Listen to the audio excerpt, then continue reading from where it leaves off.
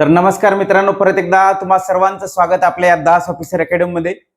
मित्रांनो, मागच्या 2023-24च्या भरतीमध्ये जेवढं आपलं सक्सेस मिळालं त्याच सक्सेसच्या बेसवर आपण आता 2026-27 साठी ग्रामसेवक भरती 2026-27 म्हणून बॅच अनाउन्स करत आहोत. तर या सगळ्या बॅच मध्ये तुम्हाला सांगण्यास आनंद वाटतंय की जे आपले सुरुवातीचे 50 विद्यार्थी आहे त्या सगळ्या 50 विद्यार्थ्यांना फक्त 999 मध्ये ऍडमिशन भेटत आहे. त्यामुळे ज्यांना असं वाटतंय का मला ग्रामसेवक भरतीमध्ये टॉपला यायचंय, ऍक्च्युली इथं टॉपला येण्यासाठी सगळी गतिविधी, सगळी काय म्हणते ना आपल्याला खटाटोप चालू असते. त्यामुळे ज्याला टॉपला यायचं आहे, ज्याला अभ्यास करण्याची तीव्र इच्छा आहे, अशाच व्यक्तींनी 999 मध्ये ऍडमिशन करायचंय. नाहीतर खूप कमी पैशामध्ये ऍडमिशन मिळतंय. त्यामुळे चला मग आपण दास ऑफिसर अकॅडमी मध्ये जाऊ. असं अजिबात करू नका. इथे मेहनत करावी लागते तर तुमचा रिझल्ट येते. त्यामुळे जेवढी आम्ही मेहनत करतो त्याच्यापेक्षा दुप्पट मेहनत तुम्हालाच करावी लागते. कारण रिझल्ट कोणाचा यायचा आहे? तुमचाच. सिलेक्शन कोणाचं होणार आहे? तुमचं. त्यामुळे ज्याला ग्रामपंचायत अधिकारी किंवा अगोदर ग्राम विकास अधिकारी सुद्धा नाव होतं, आता त्याला ग्रामसेवक म्हणून परिचित आहे, सर्वांना परिचित आहे. तर असे ग्रामपंचायत अधिकारी म्हणून या पोस्टवर रुजू व्हायचं आहे, यासाठी तयारी करायची आहे, अशा लोकांनी या बॅच मध्ये ऍडमिशन घ्यायची. ठीक आहे. तर या बॅच मध्ये काय काय आहे ते सगळं तुम्हाला मी डिटेल मध्ये सांगतोय. तर बघा मित्रांनो, या बॅच मध्ये 2026-27 चा जो कालावधी आहे, पूर्ण 18 महिन्याचा कालावधी आहे. पूर्ण 18 महिने म्हणजे जवळपास 1.5 वर्ष ही बॅच चालणार आहे. किती?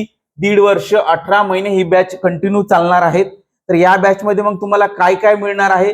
तर या बॅच मध्ये तुम्हाला मिळणार आहे लेक्चर लाईव्ह प्लस रेकॉर्डेड राहणार आहेत. परंतु सध्या तुम्हाला रेकॉर्ड राहणार आहेत. रेकॉर्ड म्हणजे काय? सकाळी रेकॉर्ड होतील, संध्याकाळी अपलोड होतील. असं का बरं सर? तर असं यासाठी का रेकॉर्ड आपलं जे लाईव्ह लेक्चर असते त्याला खूप कमी पोरं असते सध्या तरी, जाहिरात नाही ना. त्यामुळे ते काय करतात, हेच लाईव्ह लेक्चर रेकॉर्ड जे मिळते तेच बघतात. असं जास्तीत जास्त पोरं करतात, असा आम्हाला अनुभव आहे. तुम्ही जर सगळेजण जर लाईव्हला अनुभव असेल, म्हणजे लाईव्हला जर राहत असेल तर आपण नक्कीच लाईव्ह घेऊ.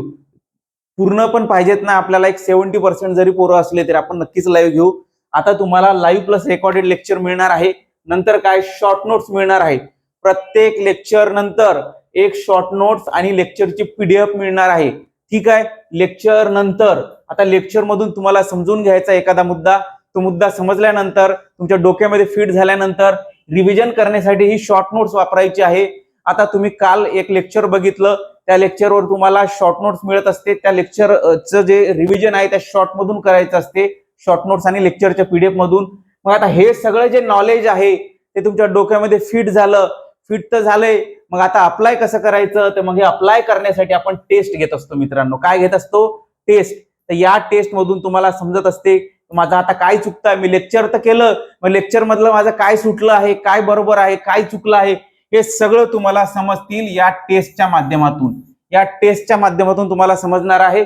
विषयवार आणि पूर्ण लांबीच्या, म्हणजे तुम्हाला प्रत्येक लेक्चरला एक टेस्ट लावलेली आहे, म्हणजे एका विषयाला एक टेस्ट. आणि पूर्ण लांबीच्या म्हणजे जेव्हा आपली एक्झाम येतील तेव्हा तुम्हाला फुल लेंथ टेस्ट मिळणार आहे, ज्यामध्ये मराठी, इंग्रजी, गणित, बुद्धिमत्ता, जीके आणि आपला टेक्निकल विषय म्हणजे कृषी घटक, पंचायत राज आणि जे आपत्ती व्यवस्थापन, समाज सुधारक किंवा आपले समाजकार्याचे विषय, हे जे संपूर्ण घटक मिळून बनलेला जो टेक्निकलचा विषय म्हणतो आपण त्याला 40 मार्काचा, ते सगळे विषय मिळून ही फुल लेंथ टेस्ट राहत असते. तर ही टेस्ट पण तुम्हाला इन्क्लूड आहे. त्याच्यानंतर होमवर्क. तुम्ही आता मित्रांनो, तुम्ही आता लेक्चर केलंय, शॉर्ट नोट्स मधून रिव्हिजन पण केलंय, मग आता हे सगळं अप्लाय सुद्धा केलंय. तुम्हाला समजलंय किती मार्क्स आले, काय चुकलंय, काय बरोबर आहे, सविस्तर सोल्युशन पण बघितलंय तुम्ही, सविस्तर स्पष्टीकरण पण बघितलंय, कोणता पर्याय चुकला, मग हा चुकला तर का चुकला, ते सगळं तुम्हाला सविस्तर स्पष्टीकरणामध्ये दिलेलं असते, ते पण बघितलंय. मग आता हे सगळं झालं, परंतु परीक्षेपर्यंत हे डोक्यात राहील का? राहील का? तुम्ही तरी सांगा, राहील का? अजिबात नाही राहणार. परीक्षेपर्यंत डोक्यात नाही राहणार. आता आम्ही 100 लेक्चर घेऊ, तर 100च्या 100 तुमच्या डोक्यात राहतील का? अजिबात नाही. ह्युमन ब्रेन तसा नाहीच. त्यामुळे माझं राहतील सर असं म्हणून समोर येऊ नका. त्यामुळे तुम्हाला सांगू इच्छितो, आता हे जे आहे टेस्ट, हे जे आहे लेक्चर, शॉर्ट नोट्स तुमच्या डोक्यामध्ये फिट झालंय, ते आता कायमचं फिट करण्यासाठी कमीत कमी 30 दिवस तरी फिट करण्यासाठी आपण होमवर्क घेत असतो. होमवर्क म्हणजे काय, जे तुम्हाला लेक्चर झालेलं आहे, जे शॉर्ट नोट्स झालेले आहेत, ते शॉर्ट मध्ये तुमच्या हातानं एका कागदावर लिहायचं असतं. म्हणजे त्यासाठी तुम्हाला वहीच बनवावी लागते. त्या कागदावर असं एक शॉर्ट मध्ये ते सगळं लेक्चर लिहायचं आणि तेच पुढे 15 दिवसानं, 30 दिवसानं, 2 महिन्यानं रिव्हिजनसाठी वापरायचं असते तुमच्या हँडरायटिंग मधलं. ठीक आहे, न पाहता ते शॉर्ट नोट्स शॉर्ट बनवलंय, तुमच्या हाताने लिहिलंय, त्याचा फोटो काढला आणि दास ऑफिसर अकॅडमीला पाठवला. डायरेक्ट तुमचा फोटो मला येते मित्रांनो, डायरेक्ट दास सरांना येते. त्याच्यानंतर ते सगळं मी व्यवस्थित बघतो, तुम्ही व्यवस्थित दिलंय की नाही. तुम्हाला असं एक थंब मिळतं, तुमचा होमवर्क चेक झाला असा समजला जातो, तुम्हाला रिटर्न पाठवला जातो. अशा पद्धतीने हे होमवर्क आहे. होमवर्क तुमच्या डोक्याला कायम फिट ठेवण्यासाठी, तुमच्या डोक्यामध्ये तो जो नॉलेज आहे जे घेतलेलं आहे ते कायम फिट ठेवण्यासाठी होमवर्क लावलेला आहे. त्याच्यानंतर ग्रुप डिस्कशन मित्रांनो. ग्रुप डिस्कशन म्हणजे आता तुम्ही लेक्चर जे केलंय त्यामधले जे फॅक्ट आहे ते कायम लक्षात ठेवण्यासाठी तुम्हाला टायपिंगद्वारे डिस्कशन करावे लागते. आपला एक व्हॉट्सअपचा ग्रुप बनवलेला आहे, त्या ग्रुपवर तुम्हाला डिस्कस करावं लागतं रोज संध्याकाळी. तुम्ही जेवढं डिस्कशन मध्ये भाग घ्याल, जेवढे ऍक्टिव्ह राहाल, तेवढं तुमच्या माइंड मध्ये राहत असते. कारण पुढचा व्यक्ती प्रश्न विचारते, तुम्हाला आन्सर द्यावा लागतं, तुम्हाला प्रश्न विचारायला लागतं, पुढचा व्यक्ती आन्सर देत असते.